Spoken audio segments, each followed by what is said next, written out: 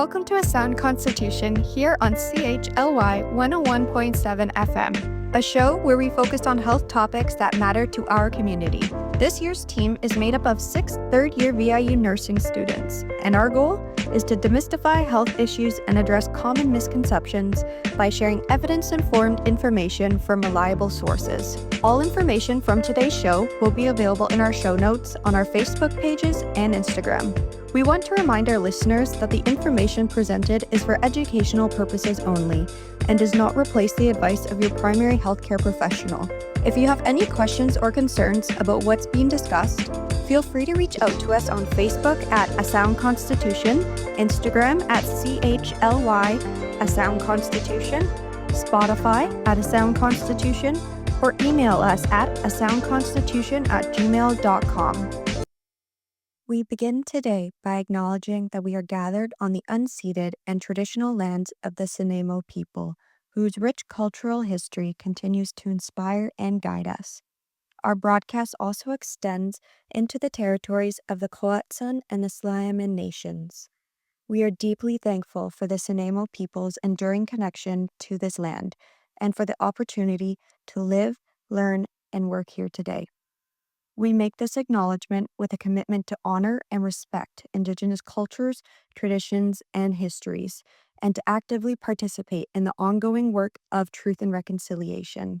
For more information on the ongoing reconciliation work and land acknowledgement practices of the Nanaimo people, we invite you to visit our Facebook, Instagram, and YouTube pages. Hi, I'm your host, Rebecca. In today's episode, we will be discussing body dysmorphia and eating disorders, complex and often misunderstood conditions that affect people of all genders, ethnicities, and ages. Because eating disorders are often hidden, we may not always realize who is struggling. Making awareness and access to resources is incredibly important. We will explore the impact of genetics, environment, trauma, and mental health on disordered eating, as well as the role of social media, stigma, and language in shaping body image. We will also talk about recovery, the importance of proper nutrition, and how to create a more supportive and understanding environment. Later in the show, we will be joined by Kalina, a registered nurse with Vancouver Island Voices for Eating Disorders, to discuss her experiences supporting individuals affected by these conditions. We also want to take a moment to recognize the power of language and how certain phrases can be triggering. By being mindful of the language we use, we can create a more compassionate and supportive space for those affected. Stay tuned while we take a closer look at these important issues and share resources for anyone looking for support or more information. Some of the content in this episode may be distressing for individuals who have experienced or are currently struggling with disordered eating, body image concerns, or trauma. If you find any part of this discussion triggering, please take care of yourself. Feel free to pause, skip sections, or step away as needed. If you or someone you know is struggling, we encourage you to seek support from a trusted healthcare provider or a professional resource. Listener discretion is advised. In the first segment of our episode, Madison will explore how genetics and environment play a role in the development of eating disorders, including factors like family dynamics, trauma, and media influence. She will also discuss the connection between eating disorders and mental health conditions such as anxiety and depression. She will also touch on how the body positivity and body neutrality can help individuals struggling with body image. Let's hear more from Madison.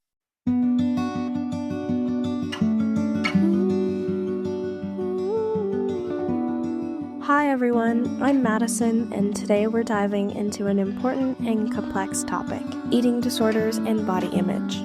Eating disorders affect millions worldwide and are influenced by a combination of genetics, environment, trauma, and mental health. Throughout this segment, we'll explore these factors using research and expert insights to understand the bigger picture. Our goal in sharing this information is to spread awareness, and I want to remind our listeners that this information is used for educational purposes only. Everything in this segment is based on the research and articles that can be found in our show notes. Eating disorders come in many forms, and each one presents a unique set of challenges. To start off, let's introduce some eating disorders our listeners may have heard of before. Anorexia nervosa is where someone might severely limit what they eat because of an overwhelming fear of gaining weight, even if they're already underweight. Then there's bulimia nervosa, which involves a cycle of binge eating large amounts of food in a short amount of time, and then trying to undo it through behaviors like vomiting, excessive exercise, or using laxatives. Then there's also body dysmorphic disorder, or BDD, that has to do with body image. One thing to note is that body image disturbances are not strictly involved with eating disorders and BDD, but are highly prevalent in people with mental or physical health problems and in the general population. This is the same for altered nutritional intakes. These are not restricted to eating disorders and obesity, and a change in food intake can also be a symptom of depression or a consequence of psychopharmacological treatment. Next, we also have binge eating disorder, and this happens when someone frequently eats large amounts of food but doesn't try to compensate afterward, and it often leaves them feeling upset or guilty about it. Other types include avoidant/restrictive food intake disorder, or ARFID, where people avoid certain foods, not because of their weight, but due to things like sensory issues or a fear of choking. There's also orthorexia, where the focus is on eating pure or healthy foods, but in a way that can take over a person's life and harm their overall well-being. Not everyone fits perfectly into one of these categories, but their struggles are just as real and deserve as much attention. Eating disorders are complicated and often are influenced by a mix of genetics, mental health, societal pressures, and personal experiences. There is ongoing research into whether eating disorders are primarily caused by genetics or environment. The reality is it's often a combination of both.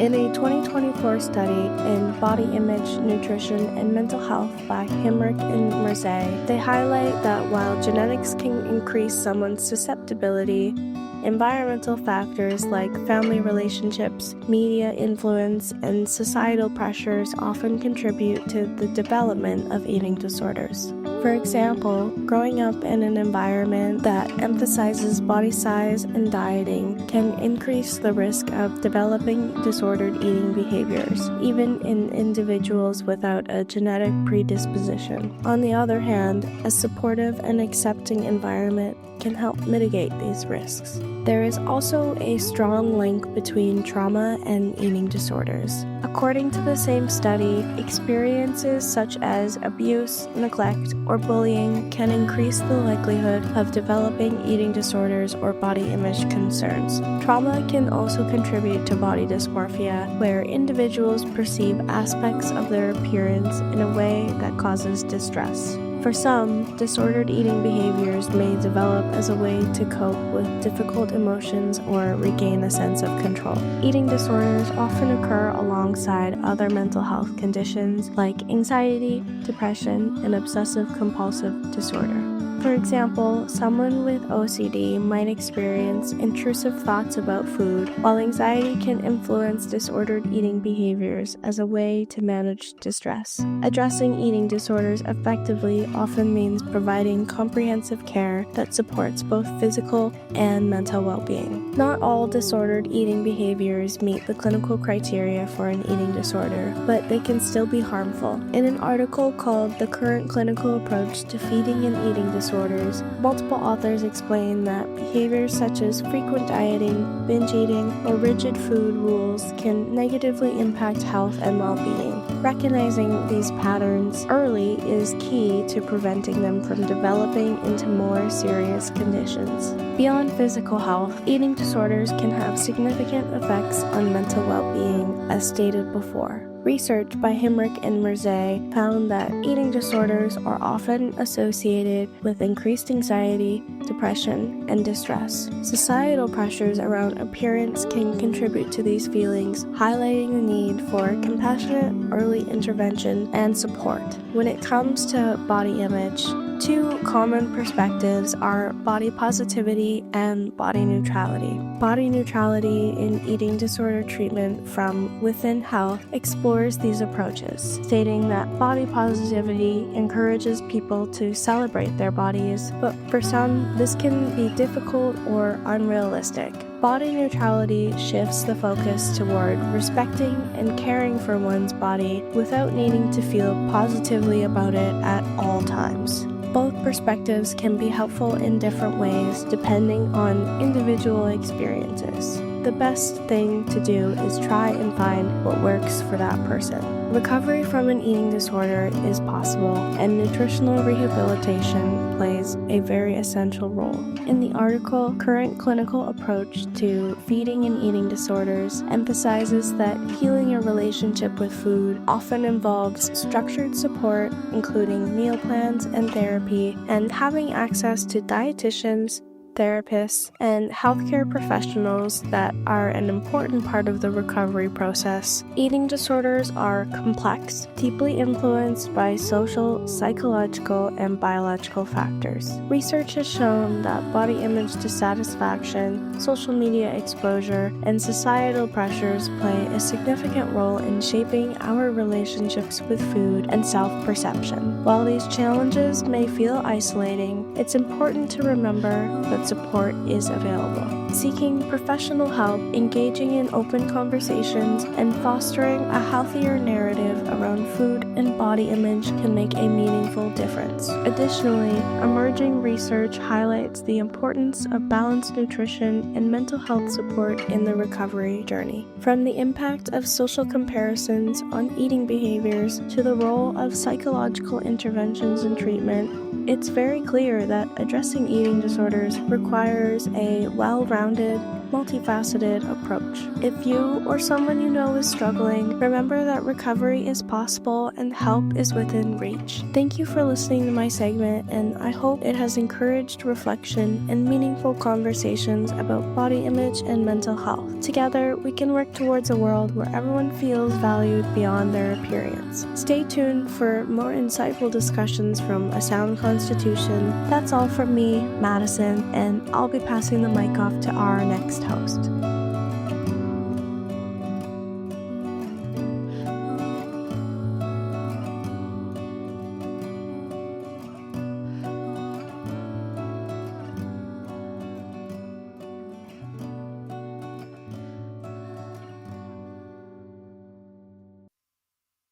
Thank you, Madison, for sharing such insightful information.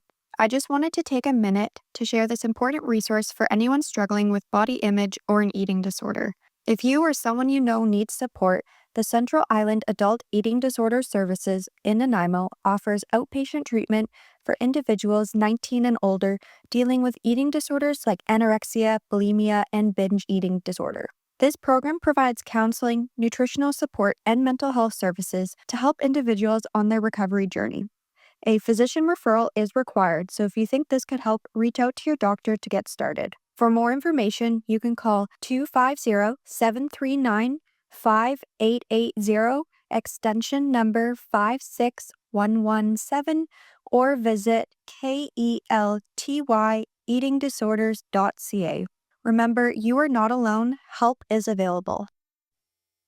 In this next segment, Anna will be discussing a thought-provoking TED Talk by researcher Scott Griffiths, who explores a lesser-known but increasingly prevalent eating disorder, muscle dysmorphia.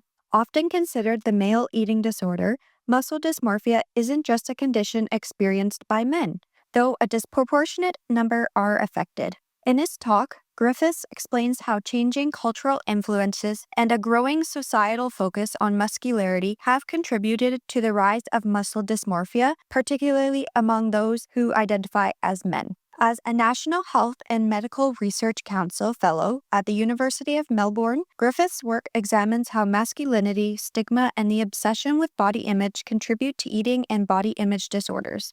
Anna will be sharing key insights from Griffiths' research and discuss the implications of muscle dysmorphia, helping us understand how this condition fits into the broader landscape of eating disorders. Let's hear what Anna has to say. Next up, we're talking about muscle dysmorphia, a body image disorder where people become obsessed with looking more muscular. They may feel like they're never big or strong enough, even if they work out constantly or take extreme measures to change their body.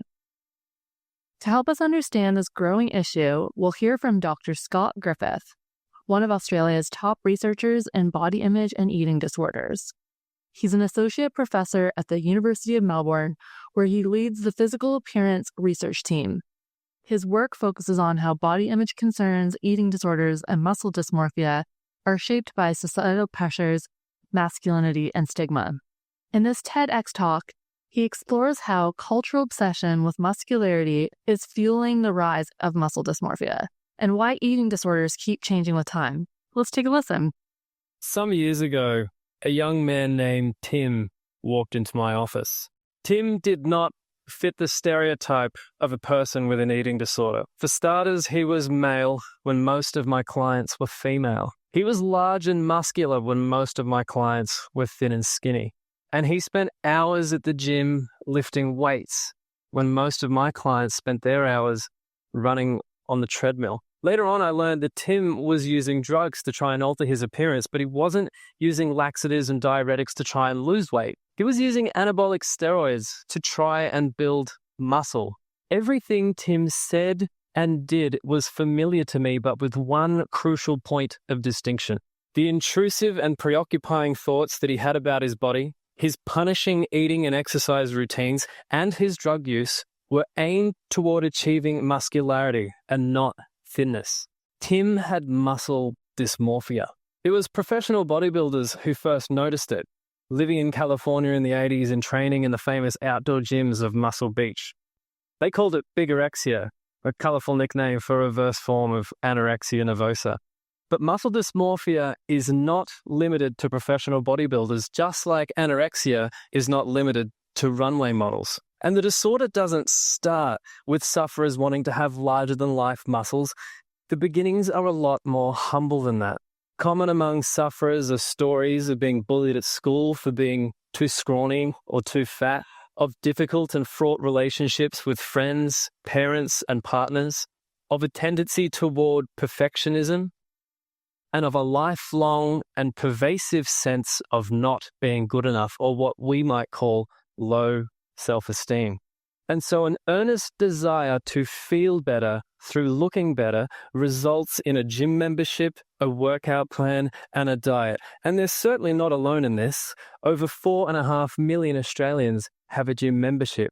But at some point, for an increasing number of men and boys, this otherwise benign desire to be more attractive transforms into something categorically disordered. Individuals with muscle dysmorphia spend over 5.5 hours each and every day thinking about their muscles and body size. They turn down important social occasions so that they don't have to compromise their dieting or training.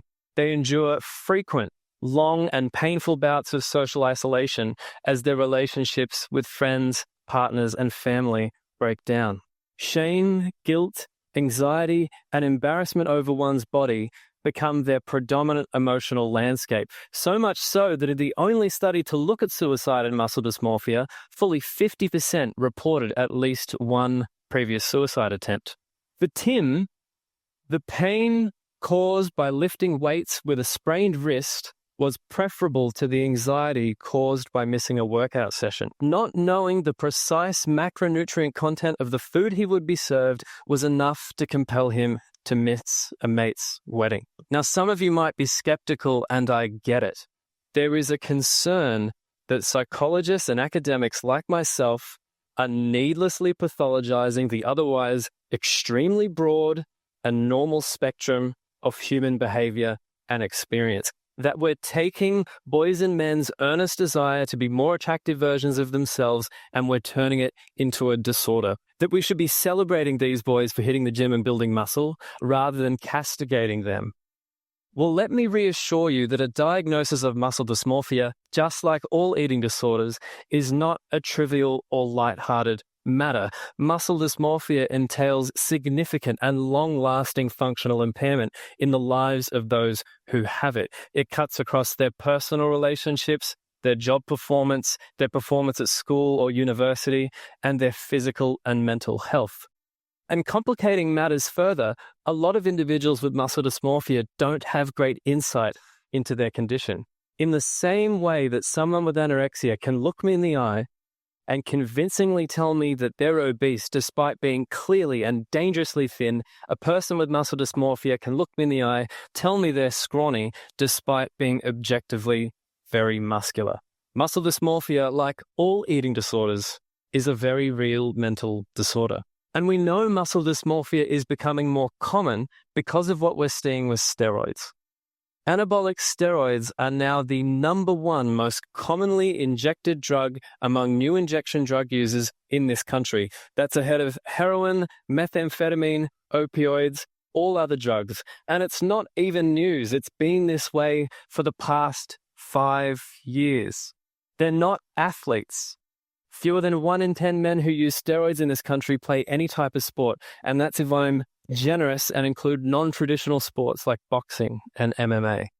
The modern-day demographic profile of new injection drug use in this country is boys and men who simply want to look better, and I'm willing to bet that's news to most people in this room. Tragically, we're limited in what we can do for individuals who use steroids, regardless of whether or not they have muscle dysmorphia, because the research simply hasn't been done on how to safely discontinue the numerous types and combinations of steroids that are out there. For example, I had a young man who was taking equipoise. This is a veterinary steroid we used to give to racehorses. He said to me, "Scott, what's going to happen if I stay on this long term?" I said, "I don't know, mate. Maybe you'll win the Melbourne Cup." Admittedly, the short-term side effects of steroids are sensationalized, but they work. Steroids work, and that's why we get long-term users, because once your self-esteem is wrapped up in the size of your muscles, why would you come off? And that's when you risk the long-term irreversible cardiovascular and endocrine complications, infertility, and a lifetime of testosterone replacement therapy. So why? Why now? Why is muscle dysmorphia and anabolic steroids only on our radar now? Well, boys, just like girls, are influenced by the bodies they are exposed to. Behind me, you see action figurines of Luke Skywalker and Han Solo from the original release of the Star Wars trilogy. And on the right, you see the re-release. They've adopted that classic bodybuilder pose of big arms and broad shoulders and a muscular chest. And this is an analog to the Barbie dolls that are widely recognized and criticized, marketed to young girls. And it's not limited to action figures. Research shows this same pattern of increasing muscularity in fitness magazines, television, movies, video games, and increasingly in social media. There is no gene in boys' genetic code that immunizes them from the influence of these messages. The title of this talk is a bit of a misnomer. When I submitted it to TED, it was called Muscle Dysmorphia, the Male Eating Disorder. But muscle dysmorphia is not any more a male eating disorder than anorexia is a female eating disorder. Men can get anorexia and women can get muscle dysmorphia. The takeaway message of this talk is that as society places increasing value on those aspects of physical appearance that can be modified through diet or exercise, whether it's body fat or muscle or some new combination thereof, we create the environment in which eating disorders can flourish. Eating disorders are moving targets. They change in response to the types of bodies that our society values among its constituents. And muscle dysmorphia is just the latest manifestation of our cumulative overinvestment in our physical appearance. So what do we do about it? We fight back. Be mad and criticize standards that teach boys and girls that the most important sense or source of their self-worth is their physical appearance. Let's celebrate bodies for their function and not just their form. Let's dismantle the stigma that men and boys don't care about their appearance, because that is patently false. And while we're at it, let's get rid of the stigma that people with eating disorders are vain or narcissistic or somehow have only themselves to blame for their predicament. Criticize traditional notions of masculinity that discourage men from speaking openly about their appearance. And don't just do that. Offer young boys substantial and genuine alternatives to masculinity that they can work with and that resonate with them. And on an individual level, for those boys and men who do worry about their appearance, You have to seek help. And I know that's hard.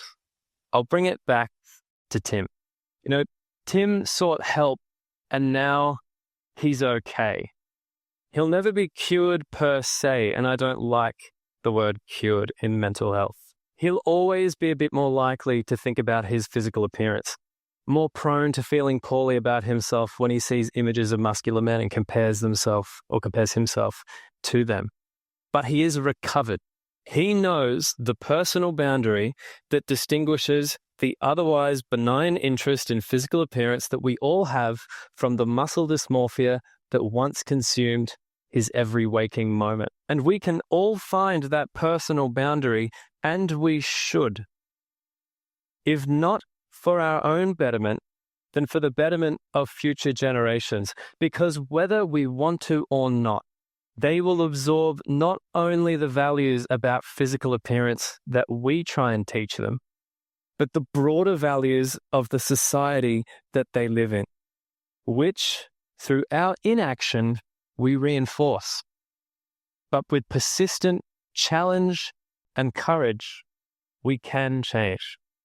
For those of you just tuning in, that was Dr. Scott Griffith, an associate professor at the University of Melbourne and one of Australia's leading experts on body image and eating disorders. His research focuses on how appearance pressures affect mental health, including body dysmorphia, eating disorders, cosmetic surgery, and the use of anabolic steroids. His work has been widely recognized, and he currently holds a prestigious National Health and Medical Research Council fellowship to support his studies in this field. If you want to learn more, check out his research. Now, let's keep the conversation going as we explore more about eating disorders and body image in the next segment. That we try and teach them, but the broader values of the society that they live in, which, through our inaction, we reinforce. But with persistent challenge and courage, we can change. For those of you just tuning in, that was Dr. Scott Griffith, an associate professor at the University of Melbourne and one of Australia's leading experts on body image and eating disorders. His research focuses on how appearance pressures affect mental health, including body dysmorphia, eating disorders, cosmetic surgery, and the use of anabolic steroids. His work has been widely recognized, and he currently holds a prestigious National Health and Medical Research Council fellowship to support his studies in this field. If you want to learn more, check out his research. Now, let's keep the conversation going as we explore more about eating disorders and body image in the next segment. In this next segment, I'm excited to be joined by Kalina, a registered nurse and volunteer with Vancouver Island Voices for Eating Disorders, also known as VIVID. This incredible nonprofit organization is dedicated to providing support, education, and advocacy for individuals affected by eating disorders on Vancouver Island. VIVID aims to reduce the stigma surrounding eating disorders and works to raise awareness of these conditions across the island. Through support groups, community outreach, and educational initiatives, VIVID creates a safe space for individuals and families to find help and connect with others who understand their experiences. They also provide resources for healthcare professionals and promote the importance of early intervention and effective treatment. Kalina will be sharing her experience with VIVID and talking about the organization's impact in the community. She will also discuss how people can access the support they need and how we can all contribute to a more understanding and supportive environment for those struggling with eating disorders. Let's dive in and hear more from Kalina. Hi, everyone. So joining me today is Kalina, whose pronouns are she, her. Kalina is a registered nurse who has been involved with Vancouver Island Voices for Eating Disorders since 2018. Kalina, could you start by just sharing a bit about your background as a registered nurse and how you became involved with Vancouver Island Voices for Eating Disorders? So I became involved with Vancouver Island Voices for Eating Disorders, or VIVID, back in 2018 when I moved to Victoria to start nursing school. I mostly came to know of it and become more involved based off of a friend that I had met kind of vaguely through treatment circles, who I ended up becoming and am still quite close with. And they were the co-founder of VIVID. I got involved initially by being invited to a couple of different settings and groups and advocacy related. As far as a nursing background, I don't work in this area, but my own experiences with my mental and physical health and experiences accessing healthcare definitely played a large role in my deciding to pursue a nursing degree. It's great how your passion led you to this work. I imagine your experience as an RN brings a different, unique perspective to Vivid's approach. Can you speak a little bit on how the mission and values of Vivid and the organization's approach is different from traditional medical treatment for eating disorders? Yeah, for sure. I would say that one advantage of Vivid is that because we're a smaller organization, does help us to navigate some of the barriers that some organizations may feel that they have to comply with for the sake of funding and the way that they are perceived by others in a way that Vivid has not, because we're a smaller groundswork, grassroots type of organization. I'd say our approach it's different in the way that we try and recognize that each person's goals and journeys to get to that place,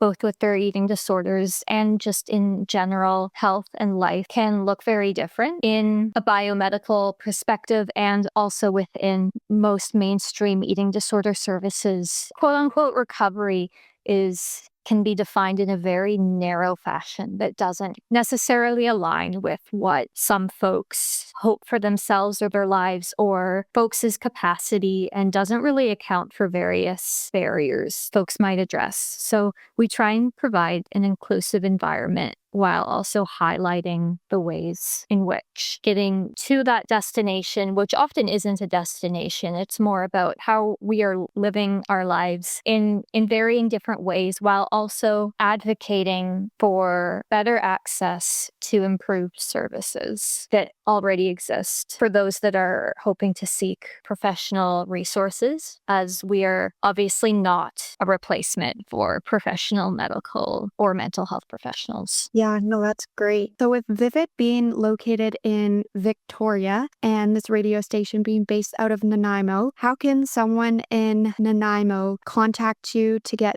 resources through Vivid? And is it possible for residents of Nanaimo to utilize Vivid services? Yeah. So as the name suggests, we are Vancouver Island Voices for Eating Disorders. And while our focus has primarily been the Lower Island in what has been colonially known as Victoria, that is primarily because the core group members who have been most involved with the work just so happen to be living in this area. Although we do have members that do live across the island who have been getting more involved with us. As far as accessing resources and support, if you visit Vancouver Island Voices for Eating Disorders.com, you will notice that we do have resources listed for other areas of the island, such as Nanaimo and North Island services, a general understanding of how the systems in other areas of the island work and exist, and the processes in order to get help there. As part of the peer support group that has been running for close to a decade now,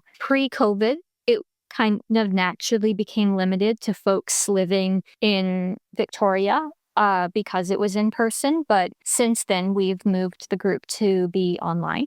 And with that, that's definitely expanded the number of folks who are able to attend. So we regularly have folks from far greater geographic location than just Victoria or Vancouver Island. We've occasionally even had folks come from the US or from the other end of the country. Yeah, no, it's really encouraging to see that awareness around eating disorders have grown immensely. But I imagine there are still a lot of harmful misconceptions out there surrounding eating disorders. From your perspective, how have conversations around eating disorders evolved over the years, especially when it comes to body image and societal pressures these days? I'd say while the overall trend has likely been, like in the media, that folks are speaking more about mental health in general, eating disorders remain very stigmatized and quite taboo. And even within that, there are certain eating disorder behaviors that are viewed in different regards in general as well. While the media influences do not directly cause eating disorders, the media can definitely play a role in triggering folks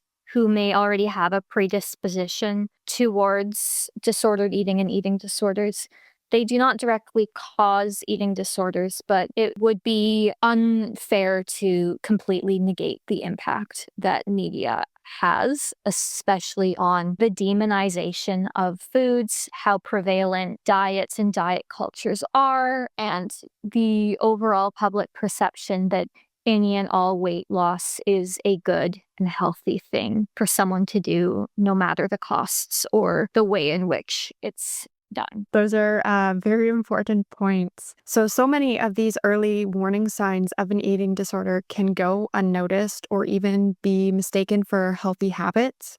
What are some of the key warning signs that friends, family, or healthcare providers should be looking out for? Sometimes, but not always, folks will try very hard to hide their behaviors and symptoms from those around them for fear of being quote unquote found out or stopped, especially a young person who may be living with family. So it can be hard to notice the signs because typically, when eating disorders are depicted, it's very much this idea of a stereotype of a young, thin, white woman who is becoming increasingly underweight, when in reality, that represents such a tiny fraction of the eating disorder population. So while a change in weight may be one warning sign that someone may be struggling with disordered eating or an eating disorder, many of the other signs to be watching out for would include skipping meals. Someone may be telling their loved ones that they already ate or that they're eating later. Another one could be eating in secret or eating privately, not wanting others to see. There can also be signs of perhaps large quantities of food suddenly going missing. In the case of behaviors such as binging, if you notice that your loved one often goes towards the bathroom after eating is another big sign. Someone may become more active or seem more obsessive about exercise and activity. A lot of them can also be psychological signs like generally increased anxiety, obsessive or compulsive patterns, a depressed or low mood are all very common. A lot of social isolation. So once people do recognize these signs, accessing help, as we talked about earlier, can be a challenge. Some of the biggest barriers that people in our communities face when seeking support for an eating disorder. There are a couple of things that immediately come to mind. One is the way in which eating disorders are recognized in society. Someone may not be aware that the behaviors they're engaging in are representative of an eating disorder or a potential eating disorder, especially when things like diet and, frankly, disordered eating are so normalized by society. Many of the barriers in place are also related to typical images and what folks in healthcare are perhaps expecting an eating disorder presentation to look like. That providers are anticipating a young, thin, white woman, typically. In reality, a statistic that's frequently used within eating disorder advocacy spaces are that only around 6% of folks with eating disorders are medically underweight. So part of the issue is that when people do try to reach out, sometimes the response from providers can be quite disheartening and invalidating because it may be seen as even a healthy thing if someone living in a larger body is telling a provider that they're struggling with food and have lost weight, for example. That may be viewed in a light of, oh, that's great, like congratulations type of thing. Other barriers include just the severe lack of services that are available. There are very, very, very few specialized services. Many of them are becoming increasingly difficult to access. There are some eating disorder clinics that require a diagnosis prior to a referral. And even the referral itself can be challenging for folks given how many people don't have a primary care practitioner. Sometimes there's also service for those with anorexia nervosa, bulimia nervosa. Those are often the only two that are recognized in certain spaces when the most common eating disorder is actually binge eating disorder. Other access barrier issues include like comorbid medical or mental health conditions. There are some programs who won't accept folks who may be deemed medically and or psychiatrically unstable. That's such an important point. Eating disorders don't always have a look, and they aren't just about food. I imagine that's why support groups like Vivid offers can be so valuable, creating a space where people feel truly understood. So how important do you think peer support groups are in the recovery process? So while we want to ensure that we're not giving the impression that peer support can be a replacement for medical monitoring and mental health professionals, we have found, and myself included, I have found a lot of hope and a lot of love and acceptance within these types of peer support spaces where we're often able to speak about the nuances of everyday life and the way that their experiences with others who may relate to their struggles and their stories. It can be helpful to know that you are not alone in your experiences. Eating disorders can be very isolating, and there can often be a sense that someone's experience may feel very lonesome. Sometimes peer support spaces can be really powerful just in the sense of having someone who can listen to your thoughts and your feelings, and without needing to even give advice, just say, I hear you. That sounds really hard, and can be really powerful in an illness that can often be so isolating. I totally agree. It's amazing how connection can make such a difference.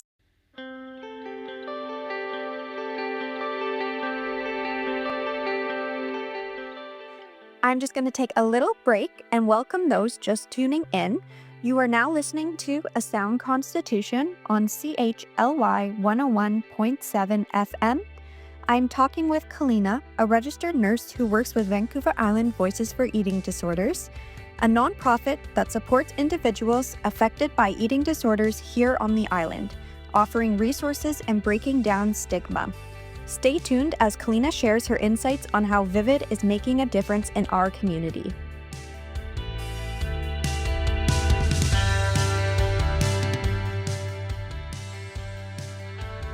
Mentioned stigma earlier, and I wanted to follow up on that and ask, in your experience, what are the biggest obstacles that prevent people from seeking help, and how can we as people of the community work together to reduce that stigma?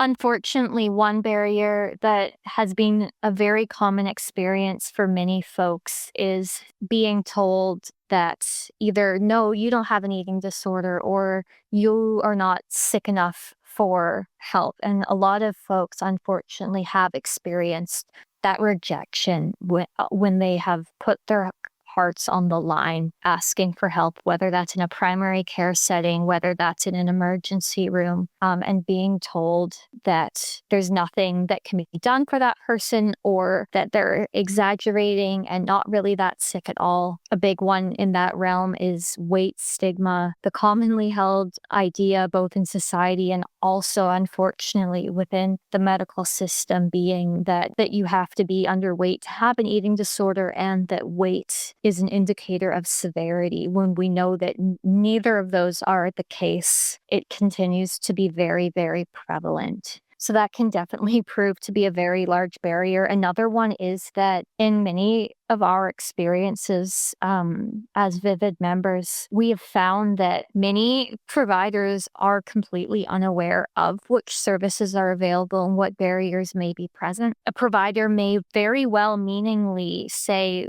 oh, maybe you could go to treatment, without realizing that treatment largely doesn't exist as far as higher levels of care. If folks want to access inpatient or residential treatment, they have to go to Vancouver. That's for residents of anywhere in BC or the Yukon. The only place with secondary services is Vancouver. And the services in Vancouver, those being for folks aged 16 to 24, they have access to the Looking Glass residents, and for adults 18 plus, and especially for those 25 and older, their only option is the provincial program through St. Paul's Hospital, which that program too can often have many barriers barriers to accessing. There can be many, many steps in the process to get there, both receiving a diagnosis, receiving a referral to an eating disorder clinic, if there is one in your area, potential wait lists for that clinic, an assessment there. The whole process can be very long and taxing, and many providers are also unaware of how the system works. I can't tell you the number of times that I've explained to a medical professional that services that they are speaking about don't actually exist. When providers say someone should access something like therapy or dietitian support, that's often inaccessible. Many eating disorder programs are so underfunded and have so many referrals these days that sometimes they're not offering one-to-one sessions at all. So I really wanted to talk about outside of healthcare, since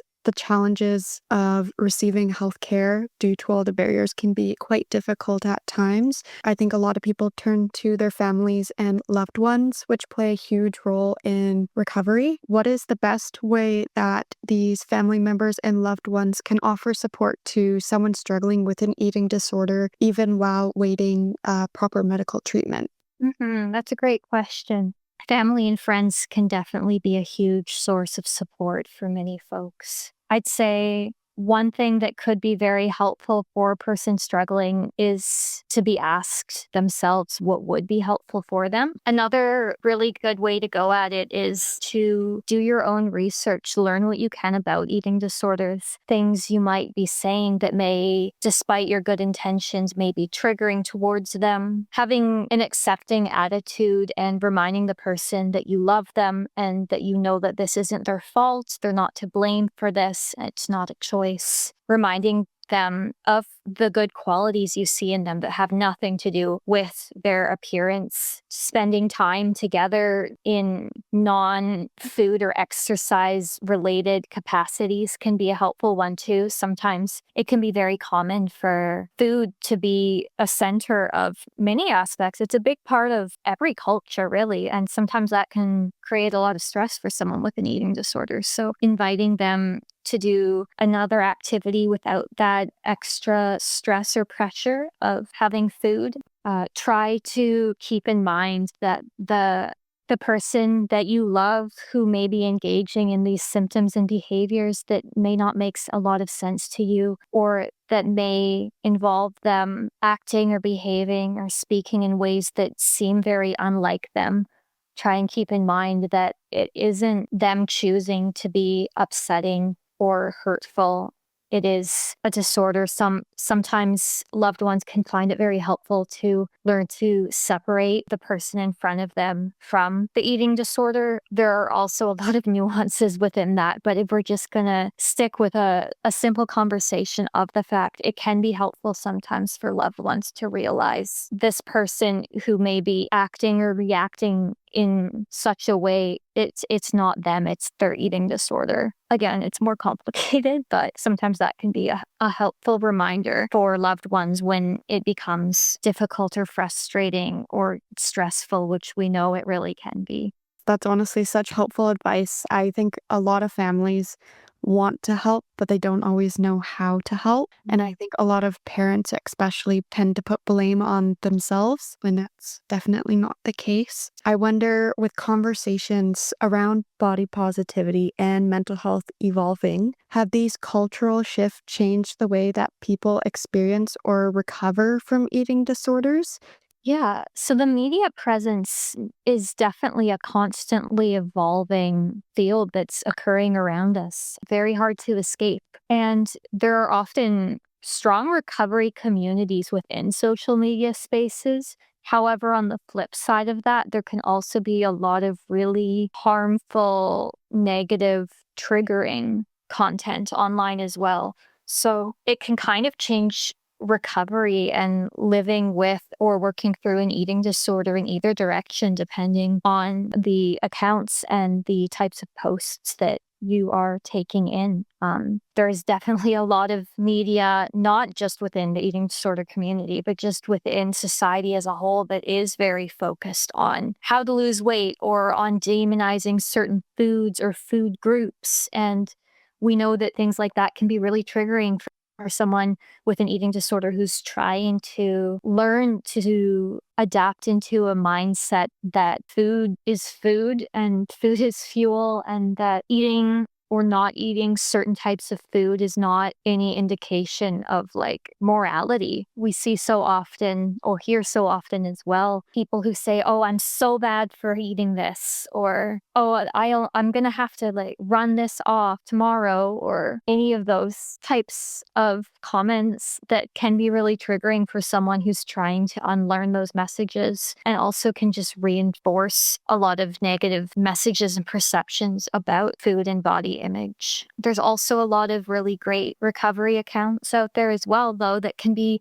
really helpful. Some people find it really helpful to be amongst that community of folks going through similar situations or similar disorders, sharing resources and what has worked well for them. Encouraging messages and the like can also play a really positive role in someone's journey as well. So it can be quite varied, but I'd say that the default can definitely be a negative impact unless you're actively seeking out the type of content that does align with a less disordered mindset, which often does mean seeking it out, given that mainstream society is very entrenched in disordered eating and unhealthy relationships with food, body, and exercise. I think there's a lot of misconceptions that are out on the internet. We can see it, though, firsthand that real change does happen on the ground, even through organizations like Vivid. Do you have a story or something that Vivid has done that would highlight the impact of the organization? Yeah, I'd say we've definitely pushed some buttons on some important folks within the system. We've been making it very clear that we are here and we're not going away, that folks with eating disorders deserve better. We deserve something when often there is nothing. We've been able to speak with and create relationships with a number of policymakers, whether that be government MLAs. We've had meetings with the Ministry of Health, the Ministry of Mental Health and Addictions, the Ministry of Child and Family Development. We've created a lot of projects to spread awareness both about eating disorders and often about the lack of services. I'd say some of the impact has been making it aware to those who do have positions of power. We've developed a strong relationship with CMH ABC, with political representatives, MLAs in our areas, a couple, many of whom have largely ignored our letters and our attempts to have conversations, but a couple of whom have been very supportive and helpful for us. We've spoken with various members in various capacities within Island Health about the problems that we're seeing on the ground, the lack of support. We recently had our third virtual town hall as well, where we highlighted the history of our organization, but also the directions that we are trying to go, the ways in which we are trying to both continue advocating for better services and also, while at the same time realizing that we don't have time to wait for the government to listen to us or for the healthcare system to listen to us, because in the meantime, real people are struggling and real people are dying. And so while we are advocating for more and for better accountability and improved access to improved services, we're also trying to create a sense of community and a way to see that recovery doesn't look one way, and that in the absence of those services, there are still things we can do to create connection and meaning and growth for ourselves as individuals and as a collective community, and the ways in which we can embrace that interconnectivity between us, because healing is not individual and eating disorders impact so many parts of our life, every part of our life. So sometimes looking towards community-oriented healing can prove to be really helpful and really powerful for folks. It's really reassuring. Healing isn't all or nothing, and even small acts can be meaningful. So one last question before we wrap up. If someone listening is struggling with body image or an eating disorder, but feels scared to reach out, what is one piece of advice you'd want to give them? Yeah, that's a great question. I would say that part of me would want to tell that person you are not alone, but I also know that sometimes can feel like a really empty statement. Rather than simply saying that you're not alone or that help is out there, I think it can also be helpful to more specifically say healing doesn't have to look one way. You are allowed to define that for yourself and what that means to you. And that there is hope for healing in whatever way that may look like for you, because it doesn't look the same for everyone, but also that your life does still have value and meaning while you're struggling as well. That doesn't say anything about your character as a person. That doesn't mean that you aren't trying or that you have somehow failed. I would say that be gentle with yourself and trying to advocate for yourself. Keep reaching out, whether that's professional support or with peers. You're allowed to define what a good life looks like for yourself, and that you deserve access to the help and supports to help move yourself towards a place of more inner peace and self-acceptance, however that looks like for you. That is such an important message, how to advocate for yourself. I wanted to thank you so much, Kalina, for sharing your time and insight today. I know your words and knowledge will mean a lot to so many people. Thank you very much. Yeah, you're welcome. Thank you for having me. I'm glad you reached out, and I know Vivid is very happy to be collaborating with our shared goal of increasing awareness and knowledge about eating disorders and about the help and community that exists. As we wrap up our show today, I just want to give a big last thank you to Kalina for sharing her insights and experiences on the crucial work Vivid is doing to support individuals affected by eating disorders on Vancouver Island. If you're looking for more resources or ways to get involved with Vivid, visit their website at vived.ca for more information on their programs and support services. Thank you to my co-hosts, Anna and Madison, for their thoughtful contributions to today's episode. And of course, thank you to our listeners for joining us today to discuss such an important topic. I hope this episode has sparked awareness and encouraged a deeper understanding of eating disorders and body image issues. For details and show notes from today's episode, or to follow along with upcoming shows, check out our Facebook page, A Sound Constitution, and our Instagram at CHLY, A Sound Constitution. If you have missed any part of this episode or want to hear past shows, you can find us on Spotify and YouTube at A Sound Constitution. We will see you all next week.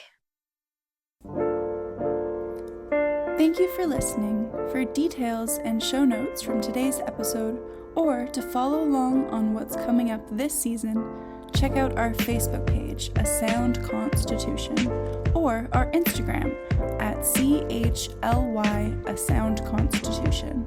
If you missed today's episode, or if you'd like to listen to one of our previous episodes, check us out on Spotify or YouTube at A Sound Constitution.